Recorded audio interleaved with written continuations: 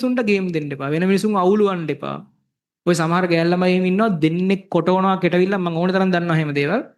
තමන් ඉන්නේ උන් දෙන්නෙක් කොටන. ඒවා කැරකිලා වදිනවා වැදෙන්න කෑලි ගැලවිලා යන්න වදින්නේ ඈ. හරිද? මන් බොරුද කියන්නේ කියලා බලන්නකො. හරි. ඔය පිරිමි ළමයි නම් ඒ වගේ චාර වැඩ කරන්නේ නැහැ. මේ ගෑල් ළමයි ඉන්නවා තමන්ගේ යාළුවෝ අතර ප්‍රශ්න ඇති කරනවා. කොටවනවා. හරි. ඒ වගේ වැඩ කරන්න එපා. ඕව අනිවාර්යෙන් බලපන්න. මම S2 එකට දැකලා තියෙන බලපාන විදිය.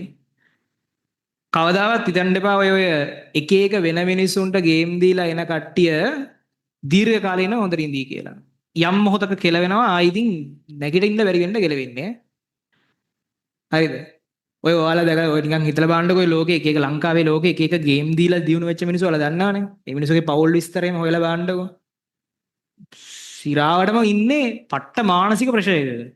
මිනිස්සෙට කොච්චර සල්ලි දීපද නැන්නේ මෙන්ටලි ප්‍රෙෂර් එකකින් ඉන්නවනම් පට්ටේම. උන්ට සල්ලි ටික වියදම් කරන්නත් බැරි තරම් උ ප්‍රෙෂර් එකකින් ඉන්නේ.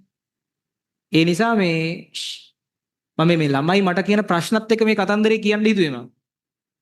මේ සතිය පුරාටම ඒ වගේ දේවල් තමයි අහන්න හම්බුනේ. ඒ නිසා මේ එහෙම කරන්න එපා. තමන්ට ફોකස් කරලා වැඩ කරන්න. ඊළඟට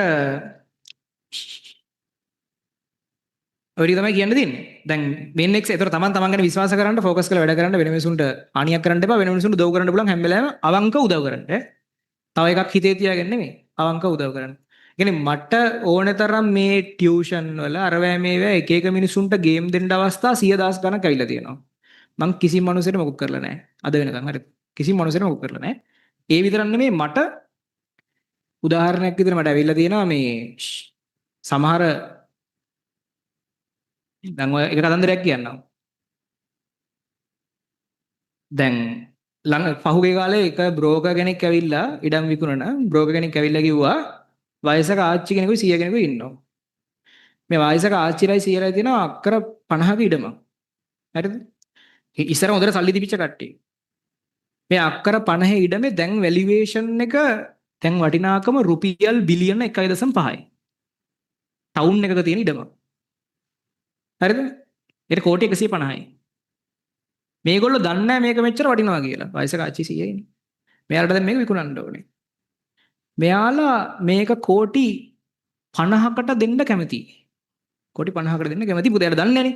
ආච්චිලා සීලා දන්නේ නැනේ මේ වටිනාකම් ඒව දන්නේ නැනේ. කෝටි 50කට දෙන්න කැමතියි. මම මේක කෝටි 50කට සර්ට අරන් දෙන්නම්. මගේ ළඟ කෝටි 50ක් තියෙනවා කිසි ප්‍රශ්නයක් නැහැ. කෝටි 50කට අරන් දෙන්නම්. ඔයා මේක ගන්නවා. හැබැයි ගත්තාම මට රුපියල් බිලියනයක් ලාභයි ඈ. කෝටි 100ක්. බිලියනයක් ලාභයි. මට අනිත් පැත්තට විකුණන්නත් පුළුවන් බිලියනයක් තියයි. ඒ වුණාට මේක කරොත් මං ගන්න ගේම් එකක්. ඇයි මේ මිනිස්සු දන්නේ නැහැ මේක ඇත්තට මෙච්චර වටිනවා කියලා. ඒ මිනිස්සු නොදැනුවත්කම නිසා මේ මිනිස්සු එහෙම කරන්නේ. ඒ නිසා මම මේක ගන්නෙ නැහැ. වෙන ඒ මිනිස්සයාගෙන් වෙන කෙනෙක්ට විකුණයි. දැන් වෙන කෙනෙක්ට ආච්චි 100යි රැවටෙයි අනිවාර්යෙන්. ඒ අනිවාර්යෙන් රැවටිලා එයා අඩුවට දෙයි. ඒක නමුත් මං ඒ ගේම් එකේ නෑනේ. ඒතර මං ක්ලියර්. එච්චරයි. ඒ වගේ අර මට ඕන තරම් අවස්ථා වෙලා දිනවා බිලියන් ගණන් වල ඩීල් ඒ විදියට බිලියන් නේ බිලියන් බයන්න කෝටි 100යි ඊට පස්සේ ඒ වගේ මේ ගේම් දෙන්න එපා අනිවාර්යෙන් ඕවා කරගෙනවා Tamanට වදිනවා හරි මේ විවිධාකාරයේ කියන ප්‍රශ්න වලට මම හිතනවා මම මේ කියන එක ළඟින් යනවා කියලා මොකද ළමයි ගොඩක් කියන ප්‍රශ්නත් එක මම මේ කියන්නේ හරි එන්න වැඩේට ආයිසරයක් දැන්